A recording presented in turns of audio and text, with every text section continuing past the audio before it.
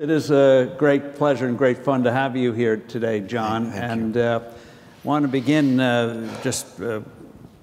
topic, as you know, is leveraging fame as a weapon for good.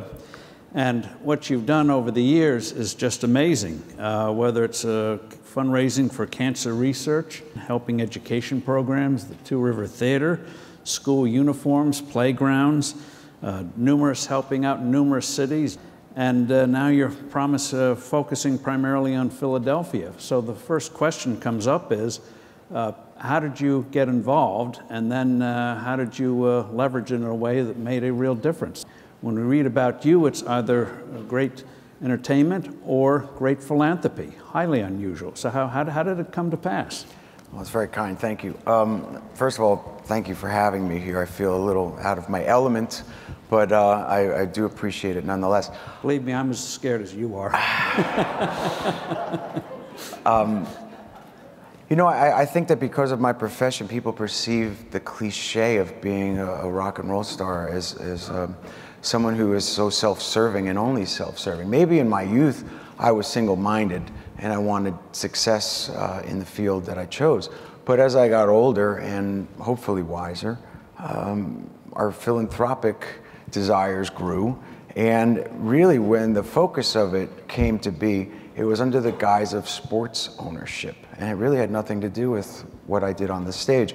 But in order to differentiate my little arena football team from what I perceived as the big four, baseball, basketball, football, and hockey in Philadelphia, we needed to be philanthropic. And initially it was a Robin Hood approach to things, which was to ask who needs what and write them a check. Until one day I realized, looking out the window of a hotel I was staying in, that there was a homeless man sleeping on the street. And I just knew that it was something that I could help, something that we could really make a difference in, and I didn't need a scientist to create the cure. And so I started to seek out partners who were wiser, more experienced than I, and we focused on the idea of housing, which in turn led to our, what we call now, the For-Purpose Restaurant. And with time, we've built 330 houses and we have a restaurant. So I think we're making a dent, but what we're doing ultimately at the foundation is realizing that I'm smart enough to know what I don't know, and I know how to engage people, and I know how to include them in what it is that we're doing, and how the power of we makes that difference. And I felt that in Philadelphia, where I met my mentor, a lady by the name of Sister Mary Scullion, who was an expert in the field, and she taught me very methodically how we could make that difference. So leveraging my spotlight on someone with all that experience makes for 1 and 1 is 3. Now, when you decide that you're going to try to do something, how did you find Sister Scullion? How do you, since you have fame, how people, human nature being what it is, are going to try to use you? How do you filter, this is real, this isn't real, this is something I can trust, this is something that will be mutually beneficial, not find that you end up with nothing? Trial and error. Sister Mary was vetted by our team and those who knew of her in Philadelphia, and then we did our research, and then of course it's gut instinct. You meet somebody and you're moved by them, and their track record already spoke for itself. So when I met Sister Mary, and she's referenced in that song, We Weren't Born to Follow, as the nun, and I say, this one's about the one who cusses and spits. And Sister Mary will look you right in the eye and she'd say, I don't spit. You know? But she's not afraid to wield a big stick and cuss anyone out who's going to stop her from her mission. It's cute to see the rock star and the nun, but in truth, my spotlight and her education has brought a lot of focus, and we've continued to make a difference. When you travel around, you often drop in on shelters and the like. Yeah. Is there advanced work in that, or is it spur of the moment? How do you do it in a way where you're helping the cause and people realize this is for real? You're not. Well, I like to think that maybe our track record is starting to speak for itself. This isn't a new foundation. We're 6 years officially. We've built 330 houses, and this restaurant is a full-time endeavor. But when we began on my last tour, which is over 2 years ago now, on my days off, we dedicated a day here and there, coast to coast, going to various shelters, initially to be educated on the subject of homelessness and to find out from the youth what it is they needed, how it was that we could help them get it. And the things that we learned, and I was able to ultimately take back to Washington and a position on the President's Council for Community Solutions, was people that were out of the Beltway could realize that a kid in Nashville who can't get something as simple as identification because he's been, you know, thrown out of his home years ago, can't get a job. And you know, these kind of simple errors that, you know, nobody's going to walk that young man or lady into the hospital to get their birth records. It's difficult. All of these kind of things compounded led to what became this Council on Community Solutions. We gave our recommendations even in Washington. But I went coast to coast and sat down and spoke to hundreds of kids, you know, nationwide, and would leave something. What do you need? You need a kitchen, you need bookshelves, you need clothes, and the foundation would make donations as we went along. What struck you when you talked to all of these kids? It's one thing to read a white paper. Yeah. After they get over the starstruckness, whatever. What did you learn from them that was enable you to say, I'm adding that extra value that those standing on the side could not possibly know? In truth, many of them needed a chance. Many of them asked for a mentor, an opportunity. They don't want to hear about tomorrow. They were ready to work today. And sometimes they just needed a warm, safe place to sleep and a good meal in their belly where they weren't fearful of a shelter that could be, you know, intimidating. They were afraid to seek help in a covenant house because they thought that they could beat the street. There was a lot of that. There was continuing education and opportunity for job placement. Even when we were given the task of finding opportunity employments with big corporations, kids don't really always want to just an entry-level position. They want something that they can grow in. And in this day and age, at least where I'm at in my life, I'm not as tech savvy as even my children are. So when you go to these young startup companies who are a part of that, they want to engage these young men and women, and the young women and men also feel it's a sexy job that they can grow with and into. And we hooked up those opportunities around the country and even here in New York City. In building these houses over the years, you really started getting involved in this in the 90s, didn't you? In earnest, I mean, in true earnest, it was 2005 before I was fully committed to the idea.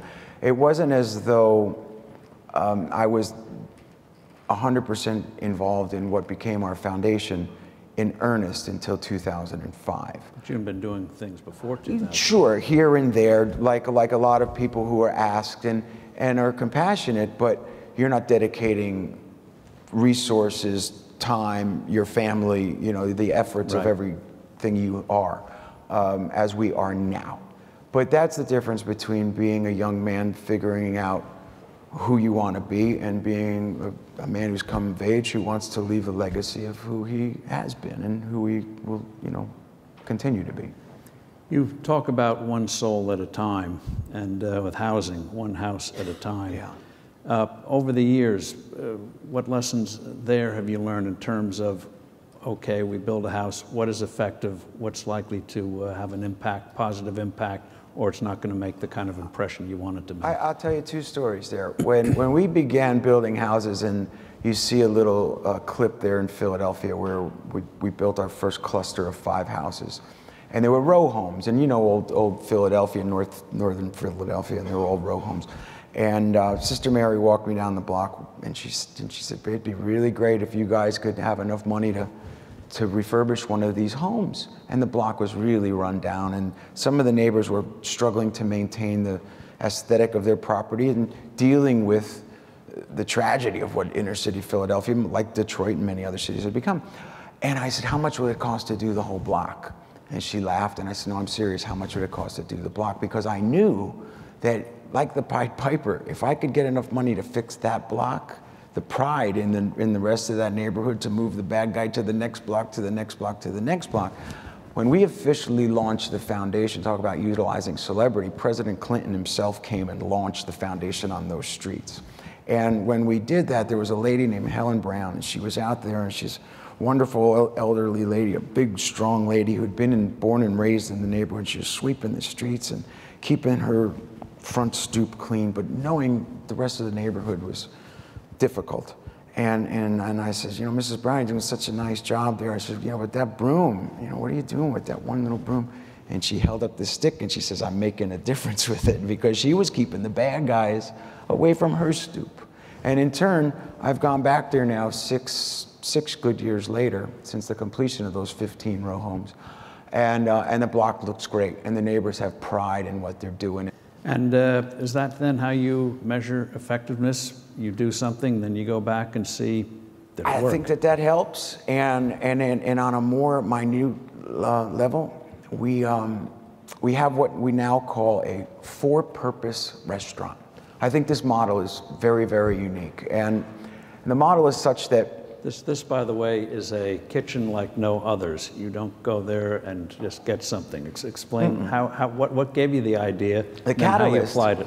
After the housing bubble, grants were drying up and opportunities were drying up, and we had sort of hit a bump in the road. And my wife and I, Dorothea and I, were watching Brian Williams on the news, and he had a Making a Difference segment. And there was a restaurant in Salt Lake that provided basic nutrients along with a full menu. And so the restaurant was called One World, Everyone Eats. And the idea was simply that if you're hungry, come on in, we'll give you this, and then everyone else can pay over here. And so Sister Mary and Mimi Box, the head of our foundation, and my wife Dorothea flew out, did some research, and Dorothea said, you know, this is the next step for the foundation. I said, yeah, it makes perfect sense. So we went back to where we live in New Jersey, and both figuratively and literally at the crossroads where the train tracks cross, bringing these communities together. We started in a church basement, and there was a stigma attached to that. Some people came and they had the pleasure of a great meal, and they had to volunteer in order to earn that meal. Others were meant to come there and donate what they could, and that was the terminology we used. Lessons were learned, stigmas were attached. We moved down the same street to a place called Lunch Break, which is a soup kitchen.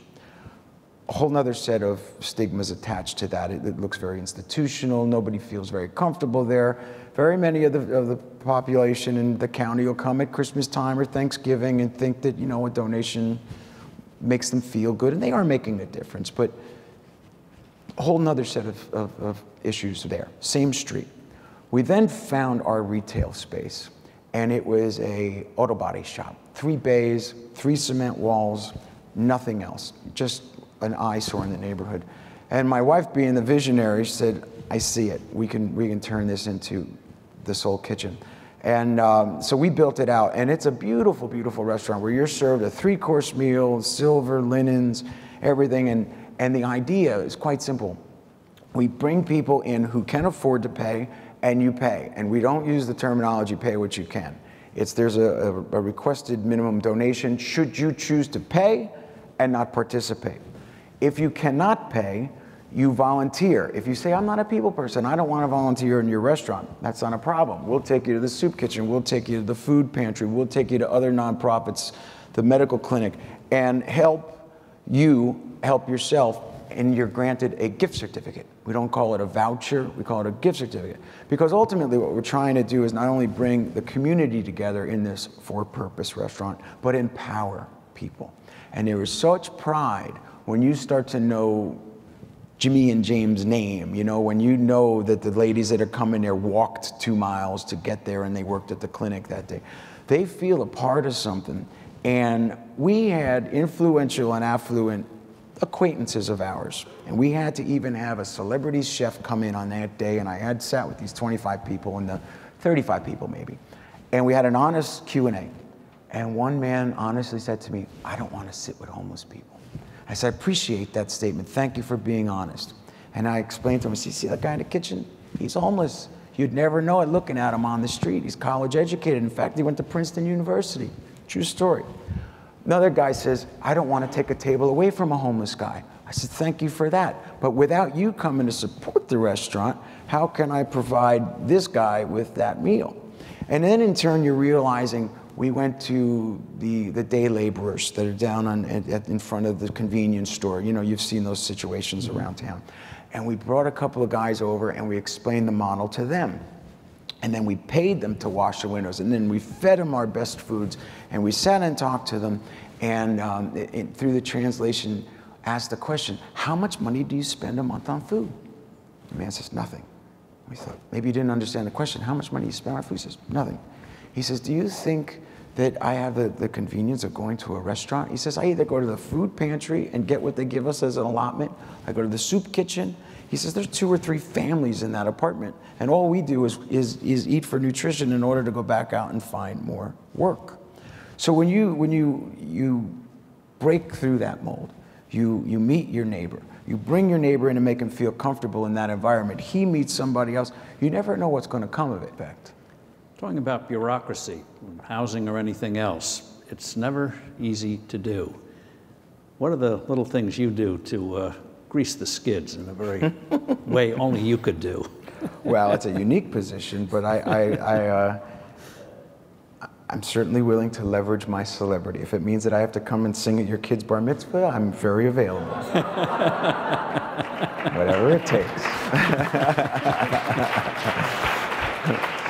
Whatever, you know, if it's an autographed picture, or meet your nieces, or whatever, you know, whatever I can do to get what I need done.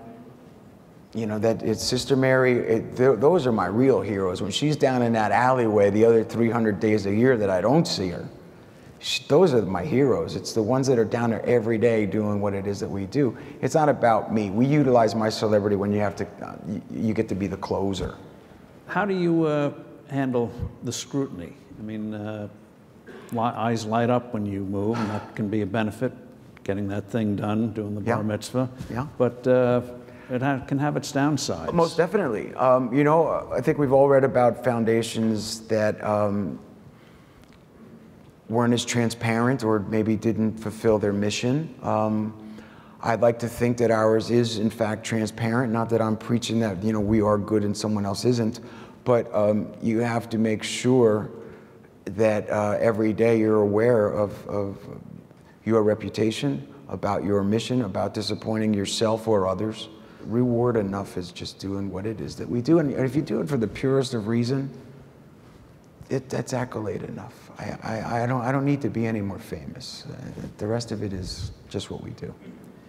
What advice then do you give to other celebrities who you think might want to do something but are fearful that they read about the checkered history and wondering if take a risk and my reputation may look like a fool because I got taken? What advice do you give to them?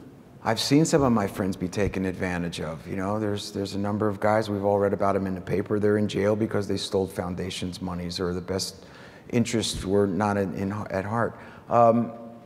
Again, I would, just like I would give the same advice to anyone in my field, have better advisors than yourself, have smarter, better, wiser men than you and women surrounding you to make you look good. Everything I do in my life, I call it the Henry Ford theory of management. It's my name, it's my ideas, but I need a whole team to implement every single one of those ideas. And then I try to surround myself with the best guys and not be taken. Granted, it doesn't always work, but you know, I have a winning average.